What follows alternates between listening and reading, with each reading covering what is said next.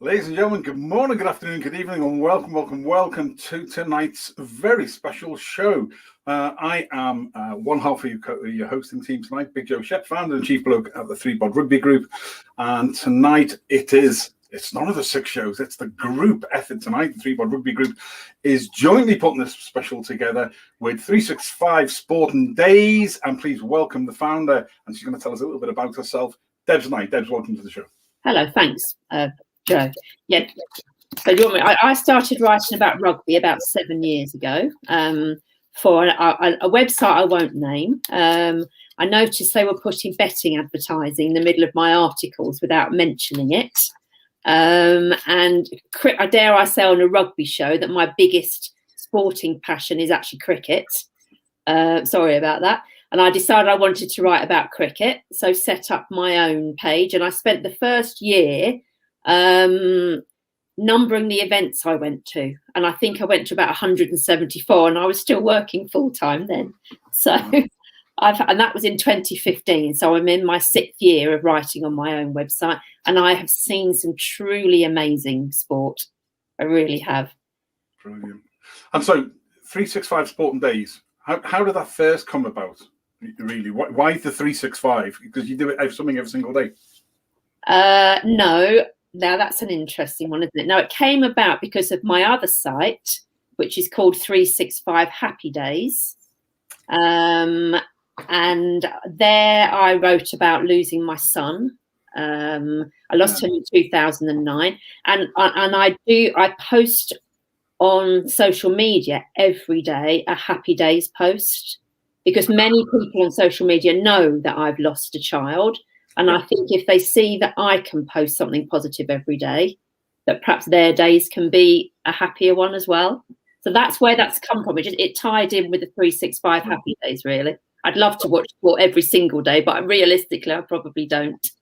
Absolutely. Well, listen, I'm delighted that you've joined our mini team to sort of help and guide us through with some thoughts and stuff, because your vast sport knowledge across the globe, and I think that really transposes itself well. So welcome to our little family. Delighted to have you to be co-hosting this tonight and to do a joint one. As everyone knows, in fact, I have to say, it gives me a huge thank you to we changed our image for the page. For the ThreeBOD Rugby Group, and I thought, about time I re-thanked everybody, all the admins and mods and members of all the forums. So we put that out today, and I was absolutely inundated with messages saying, "No, thanks very much that you're grateful for what we do," because sometimes I think we don't thank people enough. So that was that's been really, really great. On tonight's show, we are going to look at rugby, the future, finances, and including the fans. Why has this come about? Well, actually, a lot of this has come about because of things that have been happening over the last couple of years, really. But in the last week or so, in the last few weeks, we've seen the New Zealand All Blacks, and there's the aspect about whether they're going to be selling part of their rights, and what happens from a cultural point of view, even with a hacker, and whether that can be done and stuff. We've seen CVC buying in heavily into the Six Nations and into other places as well. And we're not against funding, but potentially there needs to be a balance on it. And then in the last week, we have seen what has turned into an absolute debacle. I think everybody has to agree on the European proposed European Football Super League. Excuse me, where we have seen the fans fighting back, amongst others, ex-players and coaches, but the fans in the main saying, no, enough is enough. It has been mooted for a long time that there'd be a breakaway European Super League. Top 4, the French top 14, top 4 in the Pro 14, top 4 from the Premiership. Premiership on a ring fence things, blah blah blah blah blah. It's all to do with greed and money in some people's opinions. So we're going to discuss all that tonight. You're welcome to the show. We have 3 guest panelists who all run their own forums, all their own YouTube channels. They're all hugely successful in rugby and sport and life in their own way. Joining us first of all from the United Arab Emirates, she is a New Zealander, but she is and in fact, I'm just going to throw it in. Zakaia CVITANOVITCH, probably the first time. Me and Z have been friends for 3.5 years. Probably the first time I've ever got a name right, which is why we call it Z. I think it is. Z, good evening and welcome. Hi, Joe. Thank you. Hey, Debs. Nice to see you. Hi, good to see you too. Nice to meet you. Good. Well, both of these ladies have got cats. Now, everybody knows I'm not a cat person. In fact, I'm just going to throw this up there because I can. The great James Lowe from Leinster and Ireland, the Leinster Irish Maori, has a small little schnauzer puppy like Bud. So he's got great taste. So we just thought we'd throw that one up there. We're not anti-cats. We just like miniature schnauzers better. There you go. Z, you're welcome to the show as well. Who else have we got on? We have got one part of our Welsh Rugby Roundup show. He runs Brandon Smith Rugby, a massively growing favourite on the YouTube channel. Brandon, welcome to the show. How are you? Yeah, I'm good. A little bit sunburnt, but can't complain about the weather. But thank you very much for having me on. I hope everyone is well. Good. You're always welcome, mate. You always add value. And last but no means least, he's an Englishman. Sounds like a song. It's an Englishman in South Africa. He's a Bath fan. It doesn't make him a bad person. I've got over it over the years. I will mention it because he's probably running a book with the rest of the team on how often I mention either the word prop or scrum half or box kick or gin. But apart from that, he is the man who works with a whole pile of key persons of influence in South Africa in rugby and runs Scrum5 Rugby. He is the great Andy Daniel. Andy, good evening. That's the nicest things you've ever said about me. I'm very pleased. I know. I'm feeling in that type of mood today. Just to get the elephant out of the room, so Gin arrived in the UK the other day, so you're one step closer, mate. You're one step closer. Yeah, but, well, Brexit. Now you can blame Brexit, not me, mate. There'll be certain people in the UK who are sending me photos now. I'm in London. Guess what I've got? Like that, so close, so far away. There we go. On with tonight's show. Who have we got on? Philip Harris. Philip, you've changed your name. You've dropped one of your names, mate. Thank you for your message today. Glad to see that the Shep's Blend coffee and the beanie got there all the way to the States. Good man, well done. Let me see, Connor Broomfield from the fantastic Four Provinces Rugby Supporter Group. Looking forward to the show tonight. We got the Night King from Ulster, Nigel Quigley's on. John Dennison, who founded the World Rugby Memorial, is on. Gregor Galway, top bloke yourself. Good man, always to see you on. Nigel says that Brandon's been to the Barbers. That's his Crime Watch photo. Gareth Mason, G-Man, the other half of Drie Bokkeball and Blitzpod, and a huge YouTube following. All legends are going to be a cracking show, we hope so. And Joe Lyons, Joe, we hope you're well. How much did you pay Joe, Andy? There we go. Okay, on with the show. We are talking about rugby, touching on some thought-provoking aspects of the future of rugby, finances, and the fans' involvement and everything. Debs is going to start us off. So I must admit, I've done some homework on this subject of private investment into rugby. And one of the first thoughts that comes to my mind, governing bodies are there within sports to actually look after the interests of the whole of the sport. We would like to believe, anyway. I look from an English point of view.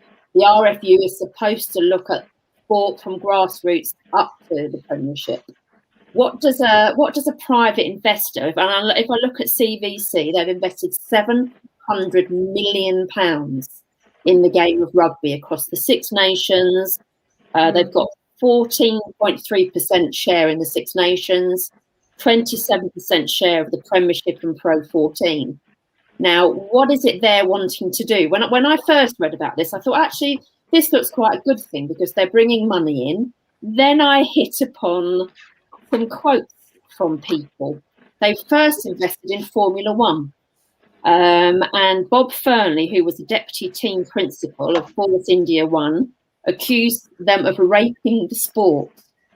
All their actions have been to extract as much money as possible and put in as little as possible.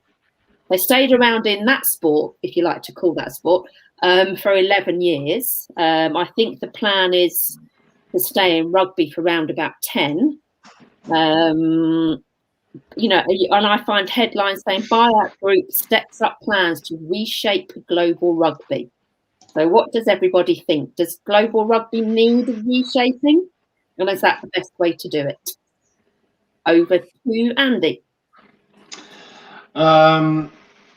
It's just let's get this word out in there now. It is an absolute clusterfuck at the moment, and the reason it is because you hit the nail on the head. CVC, what they're doing is they're not building any sort of foundation in the game whatsoever. They are literally looking at the here and now, who's playing at the top level right now, and the RFU are just as bad in England. They've got to take some blame as well. And I think there's probably more than just the RFU. Let's not single them out. But they took a lot of funding away from grassroots a couple of years back. It was well, didn't go down well with the rugby public.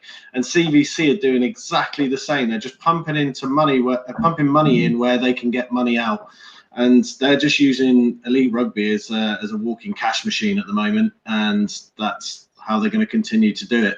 They need, for us as fans, and I think we found this out with the football, they need to start engaging with the fans, find out what they need. And we also need to look inside ourselves domestically and what we're trying to do, because we're continually trying to grow the game globally by just randomly adding teams here, there and there, or building a new league or trying a Rainbow Cup. But there's no thought process behind it, other than commercial value to somebody, television rights, and that essentially is what CVC are doing. And yes, they are a professional company, and the argument would then come down to, well, the governing bodies aren't running it very well, so why not give it to CVC to give it a go? So either way, something's failing massively with our governing bodies and the people that are running rugby at the moment.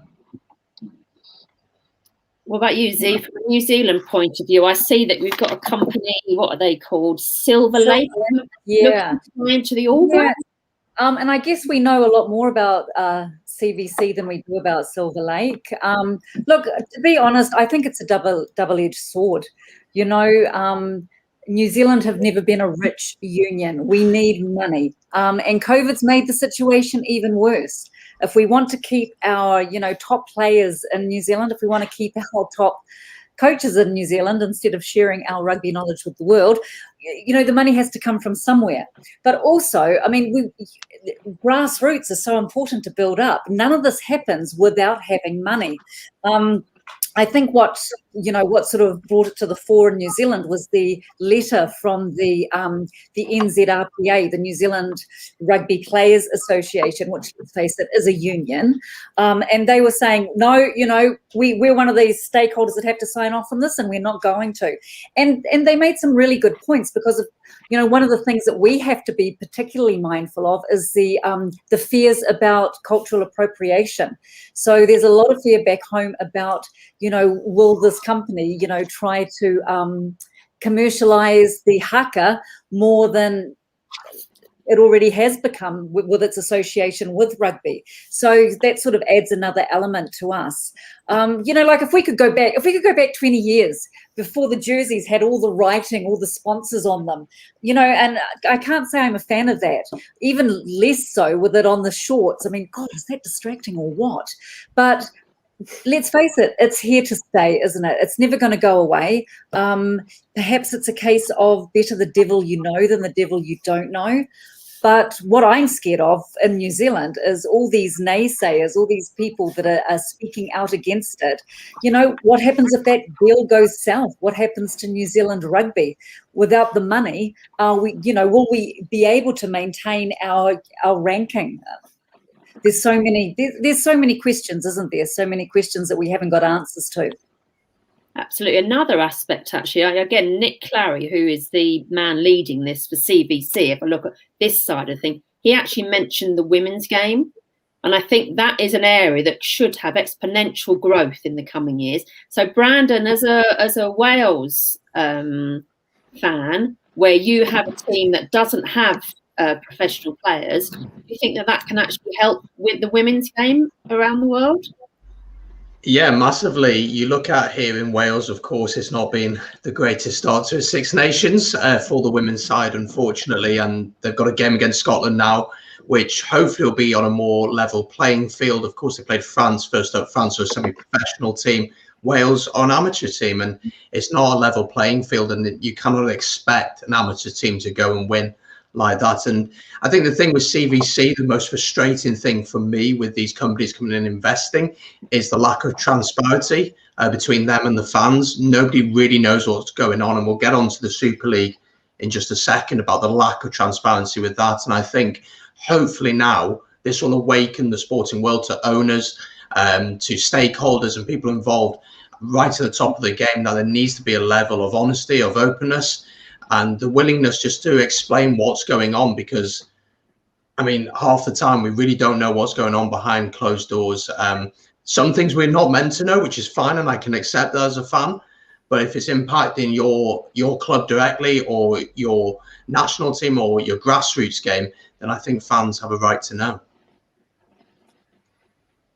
Yeah, couldn't agree more. I mean, some more words about that particular company. They buy it, ship shape it, and sell the pieces off. So what is that going to mean for our game and potentially in 10 years' time? Yeah, it's an interesting point. Lots was said by the Philip Brown, the chief executive of the IRFU, when he was asked whether he thought that the Pro 14 and Premiership would amalgamate. His response was, "I don't know." So it would seem that actually those at the top of our game don't know what's going to be happening with it, which is a real worry. I think it's a difficult time all around, isn't it? I mean, it's again, it's finding that balance across the board. There's a great point there that maybe Andy might answer to Philip Harris. Says pumping money in to get money out is how investment works. The money in power helps. All involved profit is a great thing, folks. Absolutely. My comment to that is I completely agree. But where's the investment going? That's the issue. We're putting the investments going in at the top level, and the rich are getting richer and the poor are getting poorer. So yes, Philip, on the base level, I do agree with you. However, we haven't got the right people in place dictating where that investment goes to ensure that when CVC decide to sell off in 10 years, it's the oldest analogy in rugby. Leave the shirt in a better place than you found it. Are they going to leave rugby as a sport in a better place than they find it? Categorically, right now, I don't think they would.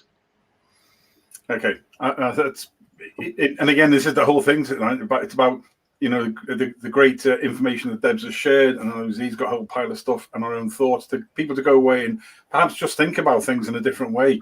Be educationalized, be engaged, enjoy the crack, but go away and think, actually, what is it that I want to see as a fan? Because the third part of this is about the fan, the future of rugby, the finances involved, and the fans.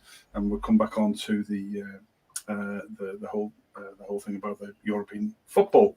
We mentioned the round ball tonight as well. There is, though, Debs, can you answer this one for Nige quickly, just before we move on to topic area 2? Nige says, Debs, are they trying to get enough from each tournament to be a big player overall, i.e. buying piecemeal sizes, and then they'll actually own a majority of a controlling stake overall of world rugby? What's your thought? I don't think that's I don't see that as the way that rugby operates at the moment. I as much as I have to tell you, also a rugby league fan, which is obviously a summer game here. As much as I don't particularly want to see our season moving, for there to be a global game, I believe it has to move. And World Rugby are nowhere near sorting that out, aren't they? I don't think there is an over encompassing anything for them to actually take over. So no, I don't think so. Actually, I mean, it is a worry. Now, I was a school business manager, so saw private companies coming into school, and they want to make profit. And as Andy said, that profit is not going to go to the nursery. If we go talking school terms, it's not going to go to the nursery, which is where the students that come into their school start off. Well, it's not going to go to the 4-year-olds that are out on a Sunday morning playing rugby in a field, is it? It's not going to be. They're not going to be looking to improve, and without those things, there is no game. We've got to have the grassroots, and therefore, should not part of the unions going into contracts with these companies say 15%? On top of whatever you're prepared to pay, and that is dedicated ring fence. It's the only time you'll ever hear me use the word bloody ring fence for grassroots and community rugby. And so therefore there is something else there, rather than having to focus just that on the top. And that may be a conversation for another show, because I'm conscious of the time. But that's what I would personally like to see on this one. Just before we come on to the second topic area, which I received, was a point I received, it was actually debated in a whole pile of forums this week, but this question I got from Dermot today. So just before we do that, in fact, another Dermot, until all women's teams are pro, then the Six Nations is always going to be a one-sided competition. Unfortunately, it is. We've got a women's special coming up in the next couple of weeks, which will address a whole pile of those issues. Sean O'Farrell, Sean, this is a great Wexford song, though, is named after yourself. Good man yourself. Paywall is where most of the game will be in when it comes to broadcasting. The likes of the big games are, for example, Sky Sports, Sports, BT Sports, and you get left with the decent games on free to air. Yeah, some of the providers again, different topic. Some of the providers aren't necessarily the best as well, and sometimes I think it's a bit short term the way we look at everything that we are doing. Nigel's final point on this, my take that it was totally set up for a Blues and Leinster final, and anyway, he's talking about the Rainbow Cup. We'll come back to that shortly, and don't think that might not happen yet. Yes, indeed. As I said during my reply today, Nigel, it would have been great had the Pro 14 board, when they had their exec committee this morning, come out with saying that they were hoping to stealing my jokes now. Being able to have a final, whereas currently it looks like the final will be conducted by rock, paper, scissors between so there we go. So there we go. Anyway, on to point two. So a point raised from Damon today on the European Soccer League that was proposed. The effect that we've seen on the proposed football European Super League, and the fans kicking back, which means that's all but stopped now. Could the same happen in rugby in the Southern Hemisphere and Northern Hemisphere, as it has been previously spoken about, certainly in the Northern Hemisphere? Brandon Smith, thoughts? I'm a massive football fan, so I'll try not to rant too much, but I'll try and keep as calm as possible. I'm a Swansea fan, so it doesn't necessarily affect me all that much, but it does at the same time. The Super League, for anyone who doesn't know, I'll quickly run through what happened, just really quick. 6 teams from England and quite a few from Europe decided together that, without telling anyone else, that they're going to go off and set up their own midweek competition. They'd want to stay within their domestic leagues, but they'd play each other every single week, home and away, and it'd be in a league format. Now, the first issue with that for me was that there's no relegation, there's no promotion. It's the idea of a franchise, which is similar to what we have in America with NFL, NBA, and the other different sports over there. It was very successful out in the States, but it's never really worked here in the UK. The UK have never really bought into it. But the biggest issue for me with this Super League, again, as I said before, was the lack of communication. It was shocking. It was announced, just put out there, just said, this is what we're going to do.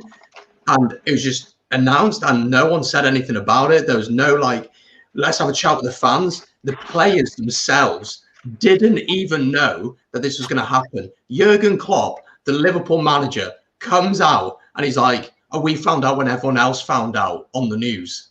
That's how they found out. So this guy who's come in and bought a football club for however hundreds of millions of pounds, and at the end of the day, if you're an owner, you've bought the club, you have the ownership of the club, you can kind of do what you want with the club, but there's etiquette, there's morals, there's been understanding of the culture and the way things work. And I was so wound up about it, and I was so glad that it didn't happen, because rugby, football, whatever sport you love, should allow you to dream. This Super League would have stopped clubs, would have stopped players, would have stopped youngsters from dreaming that it was possible to achieve certain things within the game. And I pray and I hope so much that we don't see something similar within rugby. But the money was crazy that was being spoken about. 300 million for just joining. I mean, I know it wouldn't be the same in rugby, but if you're offering maybe $1 million to join to a club who's been struggling during COVID, is a club really going to turn that down necessarily? I mean, if you said to, Ospreys have lost 600k this year, through COVID, and they were struggling before anyway. We were talking about potentially merging the Ospreys and the Scarlets. So would clubs be willing to turn that down? I'm not so sure, but I'm so wound up. I'm so wound up.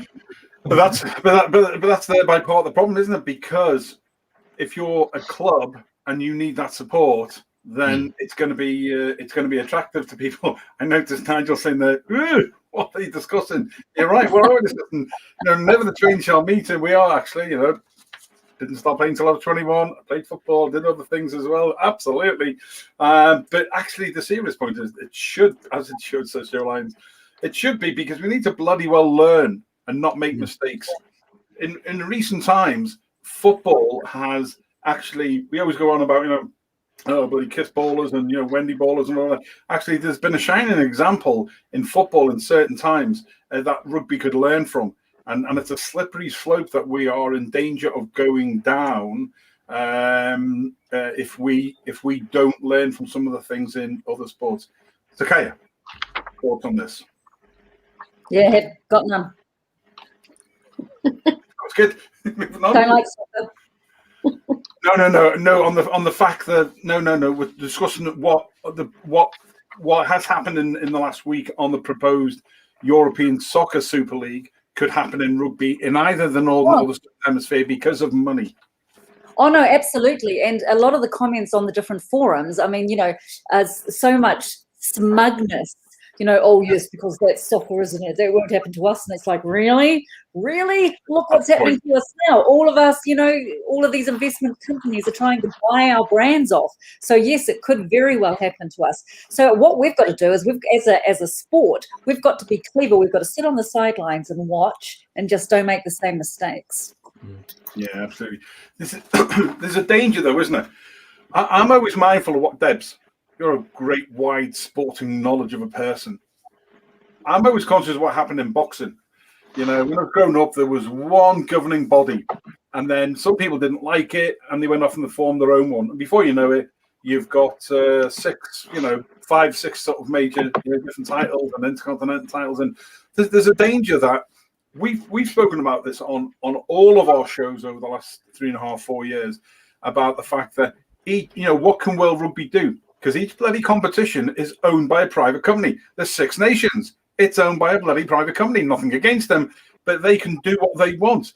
They're stifling promotion and relegation. That's just one example. So, Debs, what are your thoughts on that? Because it is a bit scary that if they don't get their own way, they'll just go off and form their own competition. Is a concern. I will have to make the comment I've just typed out. I think there's an unfortunate and innate snobbery in rugby union towards other sports, particularly football. The number of times that I'll have disagreement with people about the millions of decent people that go and watch football around the world.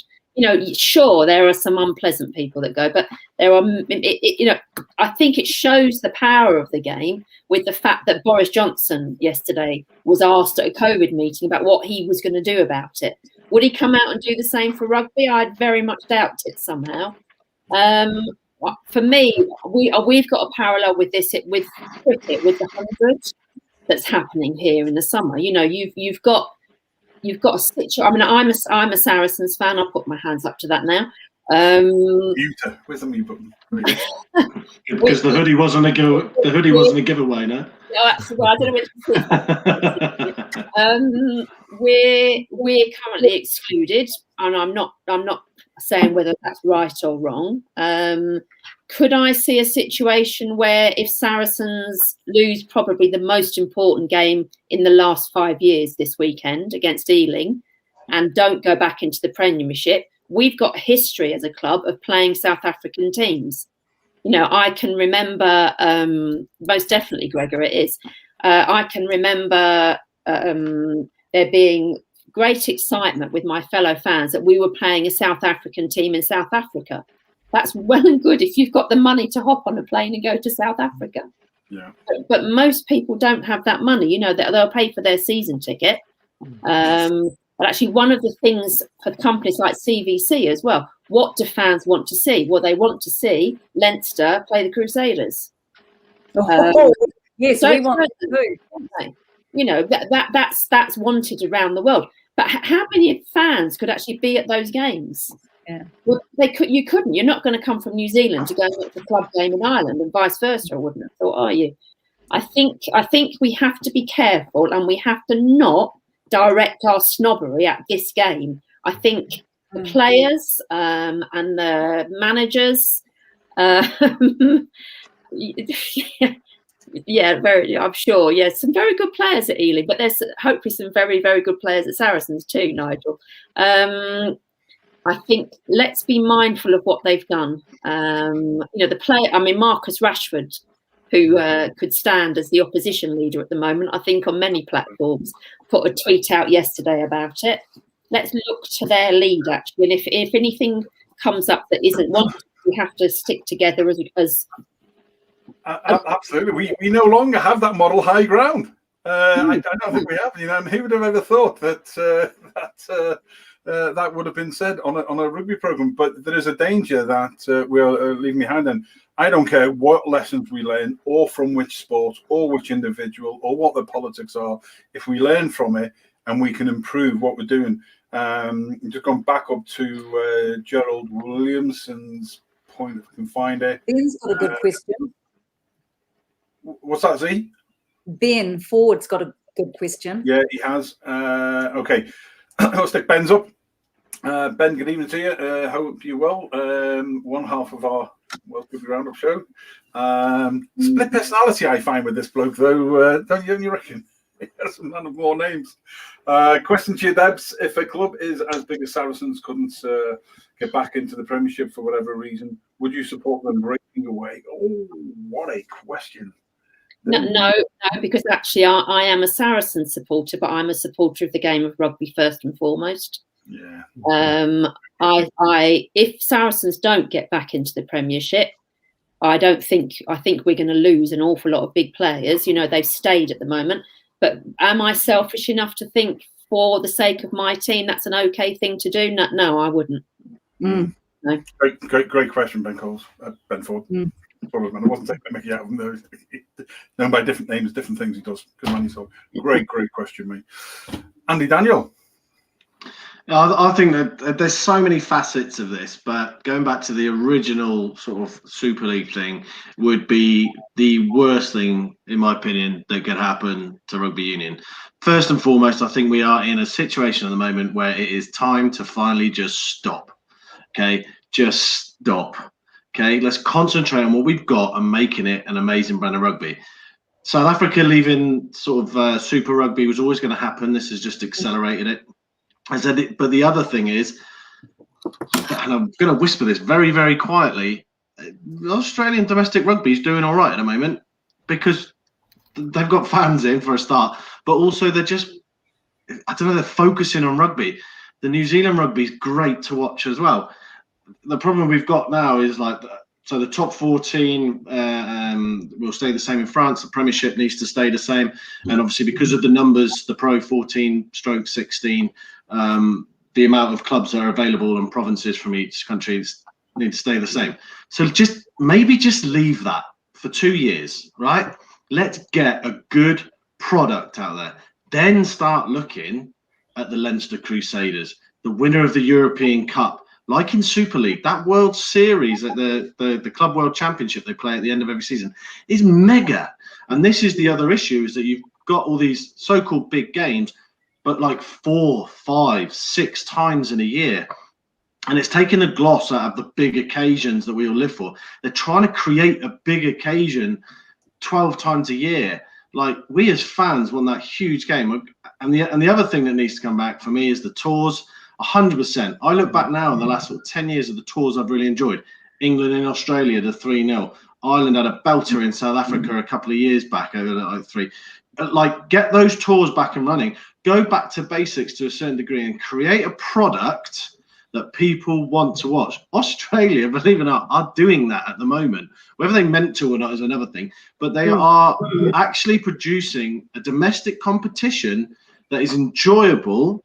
It's close all of a sudden. There's more people in the stadium. New Zealand's stadiums, depending on where in the country, Z, is sort of like are looking more and more busy. We're crap at going to watch rugby. Yeah, there's a couple of stadiums that look like, but what I'm saying is, don't then just try and create a competition for the sake of it. The Rainbow Cup is the perfect example. Don't do it when it's so volatile in the world at the moment. It's don't peak too early, mate. I don't want you peaking too early. No, I'm not. What I'm saying is, if you can only play in England at the moment, play in bloody England. If you can only play in a certain part of Europe, then only just play in a certain bloody part of Europe. But just make it good. Like, enjoy it and just accept that's where we're at. The Lions tours are a completely different thing. That's going to be another clusterfuck as well, because it's just going to, one person gets COVID on that Lions tour, the whole thing falls apart. Yeah. Everything's done. So there you go. We've always said, haven't we, since it sort of started local, then global, where possible, on everything we're doing. One of the great things that there was a certain DC went back to pay for, Dan Carter paid for South Parks, is it? Southland. He went back to play for him, and I thought, you know what, that's the sort of thing. You're going to start me on the Rainbow Cup. Sorry, Joe, to cut. He said publicly that he wanted. I think he said he wanted his last ever game of rugby to be for Southland. He said that, like, it's almost like it's going the full circle, isn't it? Yeah, because that means the most to him. Like, I know people in this country, they're like Springboks, and their club socks at the top of their club jerseys at the top where they started. It's just... Exactly, and but we don't have that in Ireland, for example. All of the elite players in the 4 provinces are all associated. Certainly for Leinster, are all associated with a local club, but they never play for them. I don't suppose most of them ever really visit. It's one of those things. But why bother doing it unless if you're going to sign up to something, do it. But right, we need to move on. I'm just going to throw this one up there. Catherine Beach, okay, good evening. So you hope you're well. Ian Gilbert, Soccer on a Rugby Group. What would Nigel say? Nigel answers my emails. We can get him on and we can ask him. It will happen. If not, if and but when. Actually, you left out wheat side dish of tiddlywinks, curling. See, it's because we've got 365 Sport and Days founded on. We're just morphing into global. Giving you more ideas, Debs. Giving me more ideas. Give us a whole pile of ideas, Right. So we move on to Debs. You've got the next topic area for us. So actually looking at having Andy just given us a very good argument for sticking with things as they are. We're now going to talk about the things that are changing. So looking at South African sides moving north. And I think this is a fantastic thing. The 2 new Pacifica sides in the Southern Hemisphere rugby. Do we think that's a good thing for this to happen? And is it a natural evolution? It's got to be for me, for the South Pacific teams. And how do they do that though without any extra funding? And I've got to go to Z for this one. You must have a good opinion on that. Well, they're getting a nice little pay packet from World Rugby in order to facilitate them entering Super Rugby. So, I mean, when Super Rugby Aotearoa finishes, and I think we finish the week after Super Rugby Australia, we're going into Super Rugby Trans-Tasman. Now, that's what it's going to kind of look like next year, but with the addition of the Fijian Drua and, of course, Moana Pacifica. There's been a lot of talk about how this is going to transpire, especially Moana Pacifica, because it's, there's a lot of unknowns about that. It's going to be based in South Auckland. 80% of the team have to be eligible or have played for Samoa, Tonga, Fiji, or any of the other Pacifica islands. So it's kind of turned the regular eligibility back home on its head.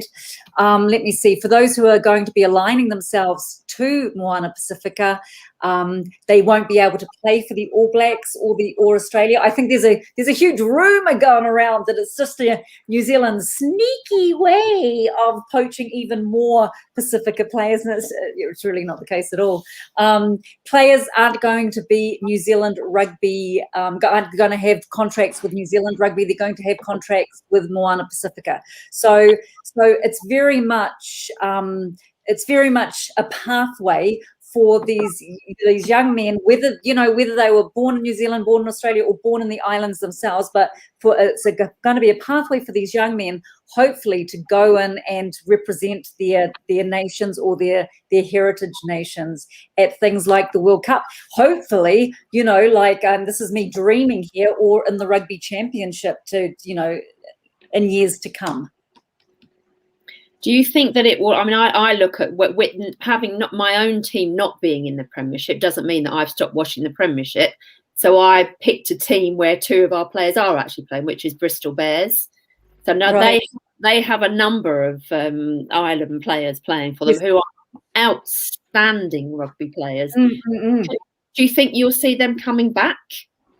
Well, actually, apparently there's been about, Moana Pacifica have had, did they say 2 Tongan internationals that are playing in Europe have contacted them, to show interest. And there's been a few Fijians that are playing in the Northern Hemisphere have also contacted the drawer. So, yeah, I really do think so. They're trying to organise it so that they, wouldn't take a ginormous pay cut. I mean, obviously there'd be a pay cut. I mean, if any of those guys came to play in New Zealand, there's a pay cut. But hopefully it wouldn't be too much, so that that's there. I think though that World Rugby really have to. They've got to get better at some of the eligibility rules. I mean, there's no reason why there's a lot of ex-internationals that have heritage to second-tier teams. There's no reason why those guys can't go back and represent those teams as well. Well, they do it in rugby league, don't they? They can play. Yeah, I don't think that you should be able to change a nationality, just like changing a pair of socks. I'm not talking about that. But if your international career is finished, I mean, what's the harm? In letting somebody like Stephen Loatoa, go and play for his heritage nation. I don't see anything wrong with that. And if it builds them up to where they used to be, I mean, you go back, goodness gracious, I think Samoa has had a lot of wins over tier 1 nations over the years. Unfortunately, the last time was 2014. And I think that if you actually studied it, you'd probably map the exodus of players going out of the islands to when they stopped, a lot of their wins over tier 1 nations. Undoubtedly. What about you, Andy, for the South African teams moving across? Again, it was one of those inevitable things that was going to happen for a couple of reasons, financial and time zones. I know a lot of the players aren't actually happy with it. They would have rather have stayed in the Super Rugby competition. I think it's more about the nights out in Auckland and Wellington and Sydney, rather than Swansea with Brandon. But he got moonburnt today by the looks of it. And but I think it's a good thing for the competitions, as long as South Africa teams can qualify for the Heineken Cup. I wouldn't even do it if they couldn't qualify for the Heineken Cup. Then it's not even worth doing it, in my opinion. Other than to make money, they might as well build a massive domestic competition. But I think the rumours are that they will get into that. So, and financially, it's going to be so much better for them. And from a Springbok perspective, if they can all of a sudden start paying in, call it euros, because they'll be earning like euros, then it gives them a chance to keep more players in South Africa, because they can actually continue to play in Europe, but for a province that they can affiliate themselves to. And actually, so for Joe and Brandon, for me, there's a perceived idea that the standard of the Pro 14 perhaps isn't to the level of the Premiership rugby. Don't know whether that's a fair point to make. Do you think it will lift the standard with the South African teams coming in? I'm going to be totally honest. I haven't watched the South African teams as much as I'd like to, but from listening to the different comments of coaches over the past 24 hours or so, Di Young, Cardiff Blues director of rugby, has come out and said that they're going to be chopping and changing.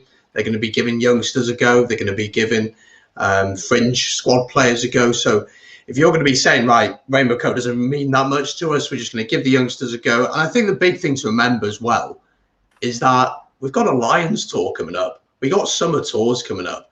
How willing are players going to be to play in a mini Pro 14 season, because that's what it is now, when they know that they've got a Lions tour ahead of them, thinking, I might get injured in this pointless game. That's my opinion. I think it's pointless, this Rainbow Cup.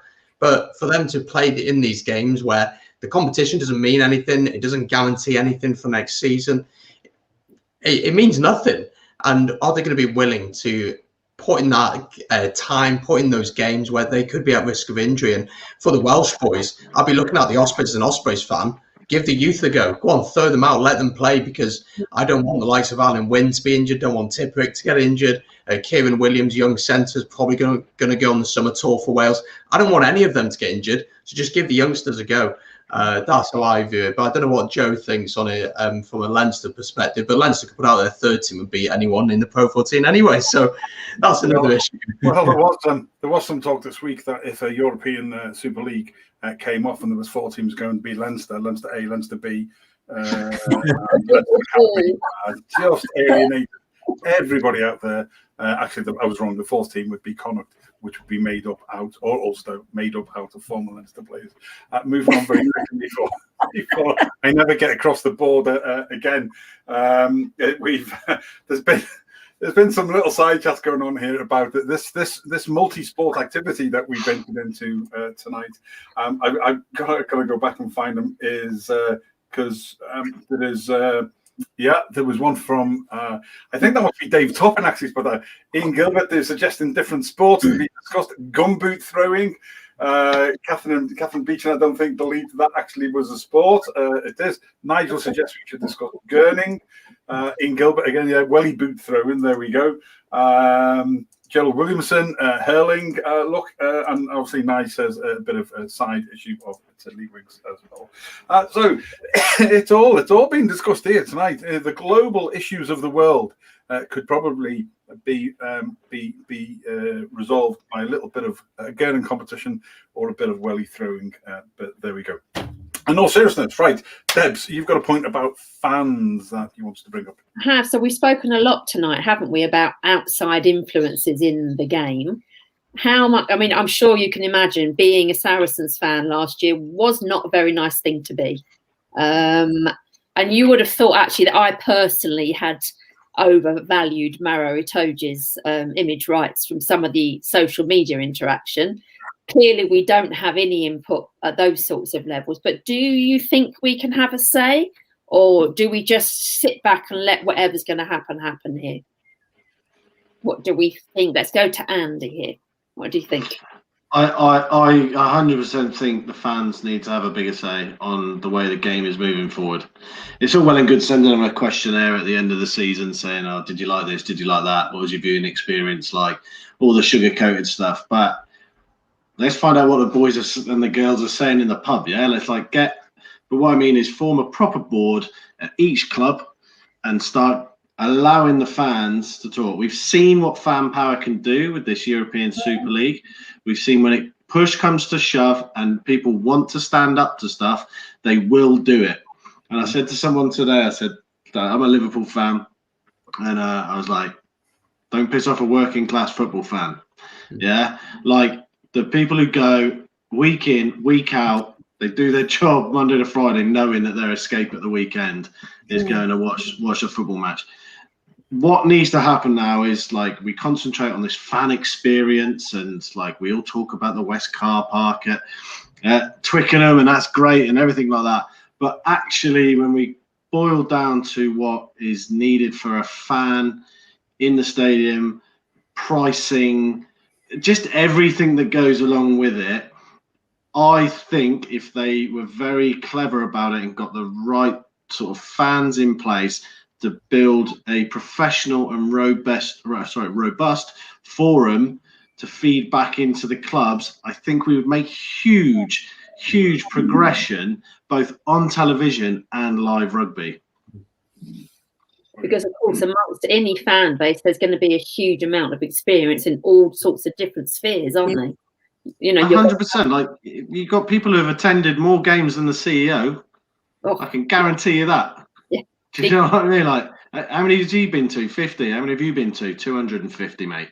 Like, I've been here in the dark times. I've been here in the good times, and I've watched this stadium operate incredibly well, and I watched the stadium operate terribly.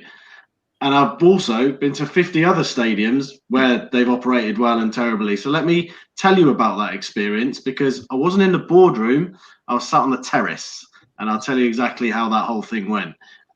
It's not hard, is it? I know it's like people haven't got time for the gap between that level of CEO to the fan is too big. It's too big, and it's time to start listening. Now, actually, Z, you made an interesting comment earlier about not being very good at watching rugby in New Zealand. Is that? Oh no, that was just I was just making fun of us, really, because that's what we hear from the Northern Hemisphere all the time. No, our stadiums are multi-purpose stadiums. So it looks like, there's only 3 people there, when in reality there's actually quite a good number, but they're so spread out. And we're not social distancing at the moment either. So it's just one of those things. If we had smaller stadiums, it would look as full as some of the other stadiums we see on television. I was just going to say, though, I really liked what Andy was saying, but I think there's such a difference between rugby, like especially in the home nations, as opposed to Australasia. For us, it wasn't like, a tough sport. It was a working class man's pursuit.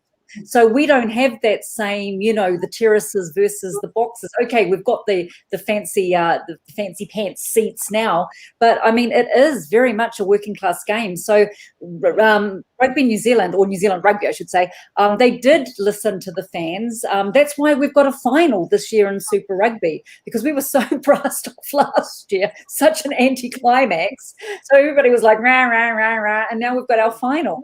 But what you could actually say, they listened to the fans as well, and that's why they got the red card change in there. That's very true. That's something we haven't spoken about. What about you, Brandon, in Wales? I mean, I see Wales. It's a bit more like a religion, as it is in New Zealand, really, than it would be in a country like England. I mean, it's your first sport, isn't it? Really? Do you think fans had a say in Welsh rugby with the way they've dealt with their regions, etc., in the past? Oh gosh, don't get me started on the regions too much. I'll upset a few people who won't go and watch the regions for different reasons. But we'll park that. I think the big thing that we have to take away from, I know I'm referring back to Super League a lot, and I know it's a rugby show, but we need to have better communication between people at the top of the game and people who love the game. People like us who go watch our clubs week in, week out, or go watch grassroots or involved in the game in some way. There just needs to be better communication. And I'm going to refer back to Super League again, but a lot of statements came out from the clubs last night, and they were horrific. They were so bad. Oh, the Arsenal one. I think it was Liverpool, the only one to do some sort of an apology that was to an extent acceptable, but I'll never find it acceptable. But there needs to be this level of communication between fans and clubs now. And I think in rugby, that door maybe is a little bit more open than football, because obviously the money in football is so much bigger. The spotlight on it is so much bigger. The interest in it is bigger. That's just a fact. We can't ignore that. But there needs to be so much more openness and a willingness to chat. And at the end of the day, if you run a business, the most important people in your business is your customers. If your customers are happy, you're going to make money. And for companies to make money, you need your customers to be happy. And so rugby and clubs should be looking and saying, okay, what are these guys enjoying? What can we improve? What would they like to see different? What can we cater towards them? And if we can do that, let's do that. Because at the end of the day, me going into the stadium, buying the ticket, buying the food, buying the merchandise is going to make them money. And, all 5 of us should be running rugby clubs at this point, because we all seem to have the best ideas. So, I've already put myself forward for World Rugby, SARU, RFU, I'll leave you to that one, mate. Well, yeah, it's quite interesting. Some of the points just before we move on. We were going to talk about the law tonight, but we've still got the Rainbow Cup and what the panelists think of the future.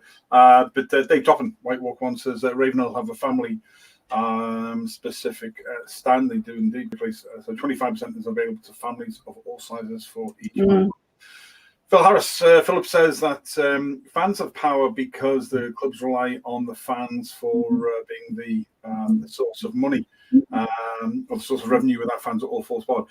Do you know what? I used to believe that, but I don't anymore, because I think we've seen that without fans it keeps going, and the pound money in and the TV rights and stuff. But I was, again, the converse of that. I was heartened by the fact of what's happened in soccer and the fans standing up. And I think that is, again, I go back to, there's an awful lot that can be learned from that. General Williamson from, I'm trying to keep up the comments here, General Williamson from the AIL Rugby Club Rugby, former past president at Navan, wonderful jester from Italian Rugby Federation and their women's team in coming to Dublin to play the Irish team, women's team this weekend. Yeah, originally posted the game was to be played in Italy. With COVID restrictions, the Irish girls will not be able to return home for 14 days of the 14-day rules. So that's been played at Energia Park this weekend, which is absolutely fab. And that's the sort of thing, the flexibility that we need to be looking at around, I think. Joe Lyons says, Leinster do have family tickets. It's not structured or family-friendly. None of the team stadiums are really getting the engagement that's needed. Getting the next gen interested is, for me, getting the next gen interest for me is one of the most important things that the teams need to focus on. Dave says him and the Night King Nice really will help out John Petrie, the CEO, great man up at Ulster. Yannick, good evening to Yannick Boemi, who was on our Six Nations shows. Good man yourself. Every fan wants a relegation system for the Six Nations. Are they going to be heard? That's a really interesting point, and that's for another show, Yannick. But thank you very much for throwing that up there. But it is all tied into this whole fans thing that everybody's talking about promotion and relegation, and yet it's still sort of monopolised by the Six Nations, who run the Six Nations company. There we go. Sean O'Farrell, before we move on to our last point. Leinster put out a proposal to government about getting fans back with testing before and after the game. Yes, they did, actually. That's just recently come out about doing specific testing to be able to get more people back into it, and fair play to them. Philip Harris says the TV rights prices are based on the TV ratings. If fans aren't watching, then the revenue drops from that direction too. And I think that's one of the things that will come out a little bit more. Let's move on. We're almost up to the hour. Rainbow Cup. So we heard today that the proposed Rainbow Cup, which is the Pro 12 teams from Scotland, Ireland, Wales and Italy, plus the 4 South African franchises to play in the competition. The idea behind it is to introduce the 4 South African franchises to a competition. First 3 rounds, almost on interprovincial levels. Scotland and Italy were thrown together. 4 Wales regions, 4 Irish provinces, 4 SAFA franchise together. First 3 rounds, and then rounds 4 and 5, the winners would start playing each other that way. It's all falling apart because the South African franchises can't move. They've tried everything, and nobody doubts what they've tried to do to make it happen, but it hasn't. So they've now come up with the executive met today or this week, and that's for Nigel and for Andy to come up with an idea. And what they've done is they've split it into 2 halves. There will be the Rainbow Cup, the Pro 12 as it is now, and there'll be the Rainbow Cup in South Africa. But nowhere, Nigel Quigg will point out, nowhere have they, that he is hoping that there will be the winners of the South African 4 against the winners of, or the top team out of or is it effectively the Pro 12. That's great. Had they said in the communique that came out, and again, nobody is doubting the amount of work that every side, because the amount of money involved is absolutely massive. And I believe there's €500,000 per club.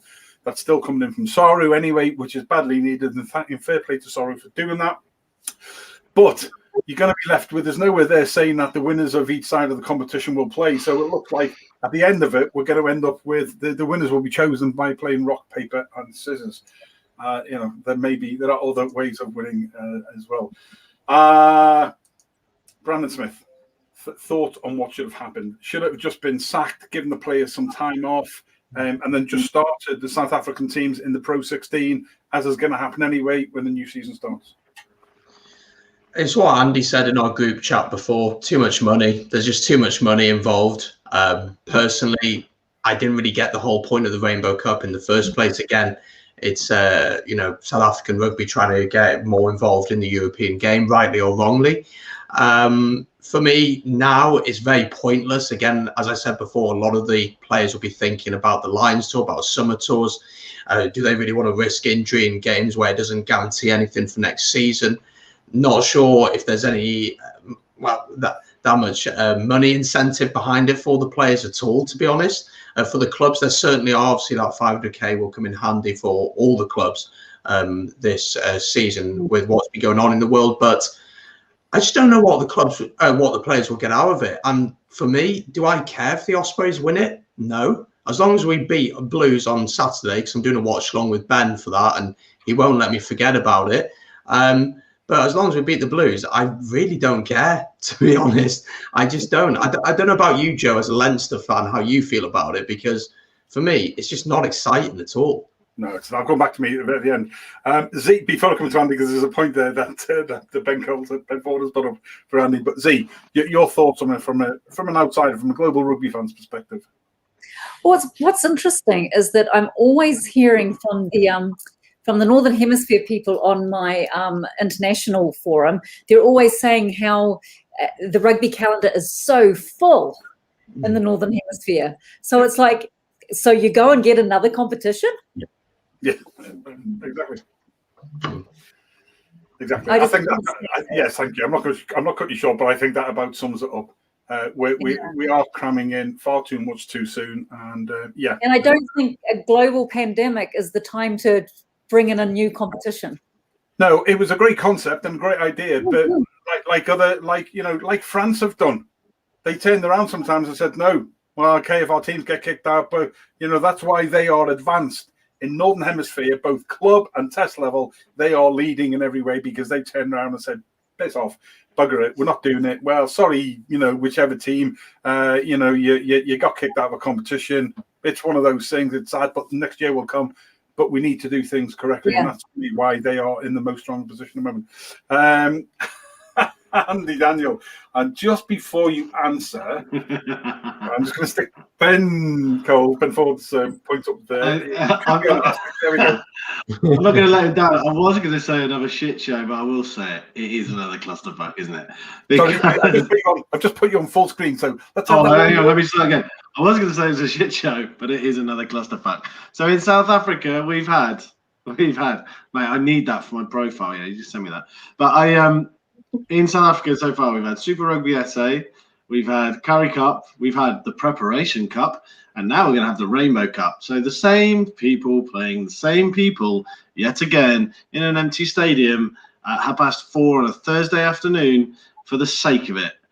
And if they think that this is a good thing to prepare the South African team to play the British and Irish Lions, touch wood, fingers crossed, they are very, very much mistaken. But as Brandon reiterated, there's way too much money involved, and money over player welfare every day of the week. Every time. Absolutely brilliant. We're going to come on to our very final point about the future. So I want 2 minutes from each of you. Sorry, I want 90 seconds from each of you on where you would like to see the next 2 to 3 years in the future go. But before I do, some great news from the founder of the World Rugby Memorial in France, the great John Dennison. Great news in the last few minutes. Excuse me. Our highly successful youth rugby school at RCC Compiègne. I hope I've got that right, John. Yeah, we're everything with accents and words. RCC Compiègne have now joined forces with Stade Francais Rugby. We have developed local players, and many have gone into top 14 Pro D2 and Federal 1, going back many years with direct rivals to SF. There is life in the game below the TV paywall. That's great.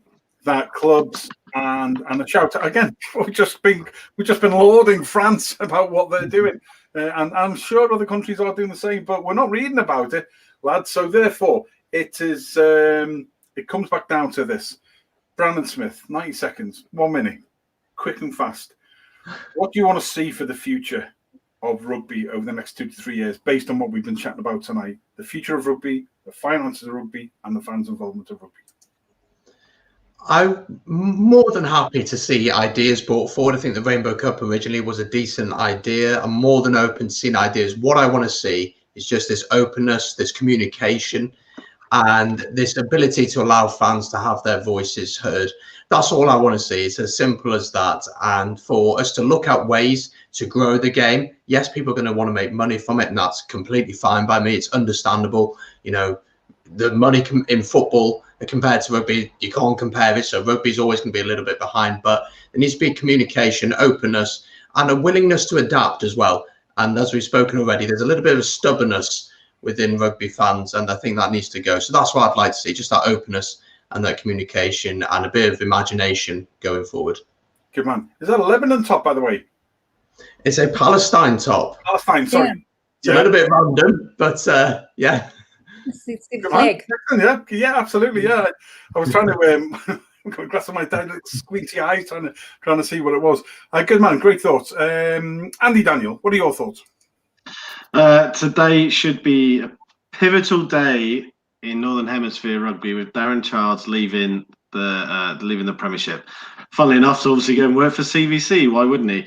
My issue is they won't take the opportunity because they'll chuck Nigel Melville in there, and I don't see how that is forward thinking at all. But what I would like to see all of these governing bodies do is put their focus for the next 2 years on creating a product that is actually worth buying without somebody twisting it just to make profit out of it. I want to see, like, the way that Super Rugby AU and New Zealand have a heading, and do the same with the Premiership and the Pro 16 once the SAFA boys are in there, and the Heineken Cup. Stop changing rules and stop changing competitions because you think you're going to make more money out of it. If anyone can learn from it, it's the ERCC. They tried to get rid of Heineken a couple of years ago. Look what that did to the Champions Cup, and they went back with their begging bowl and brought Heineken back. So do you know what? Just leave the competitions as they are. Get that Trans-Tasman one going, because I think that'll be special, especially with the Wallaby and the Australian teams getting stronger. And I think people are buying into Australian domestic rugby a little bit. They've still got a long way to go, but that would be superb, because as much as I hate the Aussies, we do need to see a very strong Australian team. It's just good for world rugby.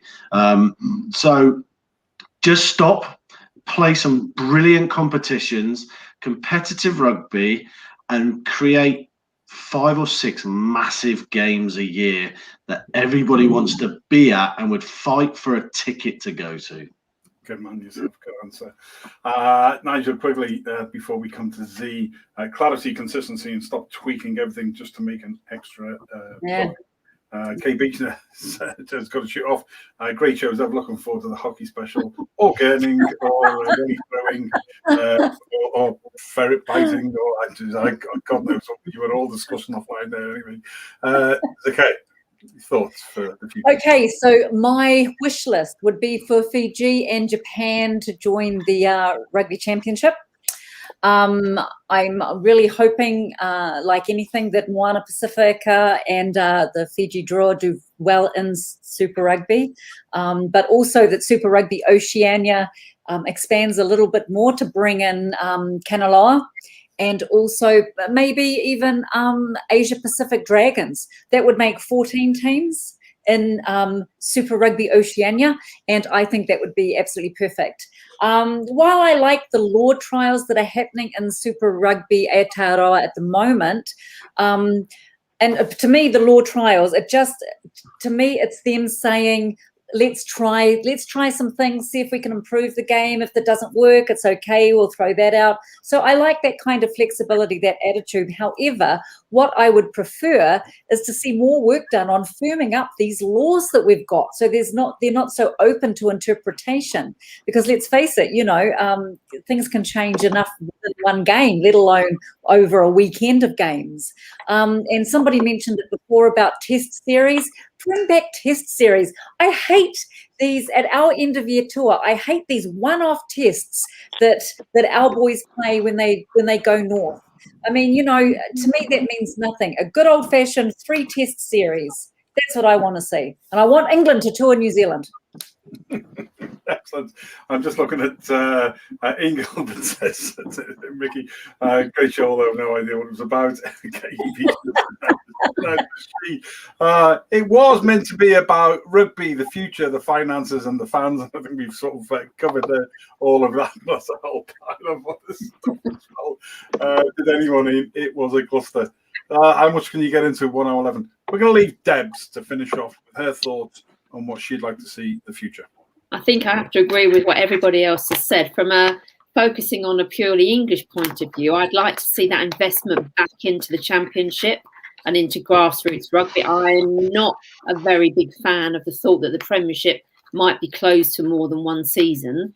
So I think I'm probably telling you what I don't want to see. Having been a rugby league fan first and foremost, doesn't work for the game. So I want to see relegation happening in the Premiership. I want to see that funding back into the Championship and lower leagues. And I have to agree with everything everybody else has had to say there, really. Excellent. Well, there we go. Yeah, I'm just looking at some of the comments there. We were all over the place, but it was very entertaining. Yeah, well, that's it. We are all over the globe. We've got people here tonight from all over the globe. And it's always a sort of a rapid run through when you set a little bit of time against each thing. There's so many things to talk about and to question. We hope that, if anything else tonight, that we have just got you to think about how you, as individuals watching the show, as fans, think about what you're looking for in the future and what it means to you.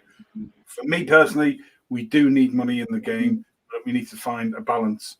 All of this money coming in, I go back to, I'm sure what a lot of people feel, is that 15, maybe 20% of the money coming in should be going to grassroots and community, and we should be squeezing the top-down, bottom-up approach in what we're doing. For me, the Rainbow Cup should have been stopped because of what's happening, and we could have used the break for the players, and the players could have gone back into the communities and done some initiatives working in the communities as well, which would have gone an awful long way. Looking forward to the future. I think we're rushing too fast. And I think there's going to be an inherent danger. There's countries across the globe now who are struggling. India has just gone into a red zone where the numbers, it's just not going anywhere, lads. And I don't care what people think. It is an issue, and we still need to be able to sort of, grassroots and community across the globe. I'd love to see sevens and tag, which are more lockdown, evolving friendly. And I think that would do an awful lot for the community. So simple things like that, balanced with a little bit of money, increasing the strength of the women's and the youth game is developing as well. And I think all those things will help.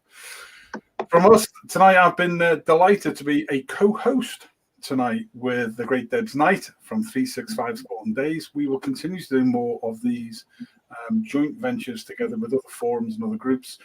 And I'm very proud to all of the family we have in the ThreeBOD Rugby Group now, an eclectic mix of people from across the globe who don't always agree. It's great bit of crack in the WhatsApp group we have. We don't always want to agree. We just want to be challenged in some ways by people. So, Debs, thank you. Welcome to our mini little team, and thank you for everything you're doing for sport and within rugby. And we look forward to having you back on again soon. Thank you. Good to be here. Z, take care out there in the Middle East. Glad you are better, or certainly on the mend more. And we look forward to. I look forward to next year when we will eventually get our Oceania monthly rugby roundup show. We hope on the go. It's not just the games of rugby that have been affected. Shows have been affected, but we'll continue to go. So ourselves and Rabs and others will look to sort of knock that out next year where we can.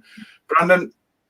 Excellent work, mate, on growing the YouTube channel, mate. Thank you for everything that you and Ben are doing on the Welsh Rugby Roundup show and all the stuff you're doing for taking all the small clips and supporting everybody in the ThreeBOD Rugby Group. And the great Andy Daniel, what do I say?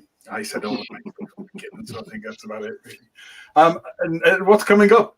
Well, keep watching the page and the YouTube channel. Please go and subscribe to the YouTube channel, and go and subscribe to each of our guests tonight and everybody else in the ThreeBOD Rugby Group. They all have their own channels and forums. If you want to know what specifically they do, send us a message and we'll put them directly in touch with you. We promote them as individuals. We promote their channels as well as promoting the ThreeBOD Rugby Group. And there's lots more coming up in the not too distant future. We've got varsity rugby coming up with Dreebocker. The line stuff is breaking. There's all sorts of, there'll be watch-alongs at the weekend for the EPCR European and Champions and Challenge Cups as well. All the details will be found on our page. If you want to come on a show, then contact one of the team or contact us yourself through the page. Send me a PM or Bod. Send Bod a message. And I've just got to throw this last one up there tonight. Just the great James Lowe, Leinster, Maori, has a just now to pop there, and Bod as well. Just now that he's got another one. This is where it's at. Cats is Richie. Cats are so yesterday. But in all seriousness, thank you to our guests tonight. Thank you for everybody who is supporting everything we're doing or trying to do with the ThreeBOD Rugby Group. Until next time, all we can say is, Debs, thanks very much. Thank you.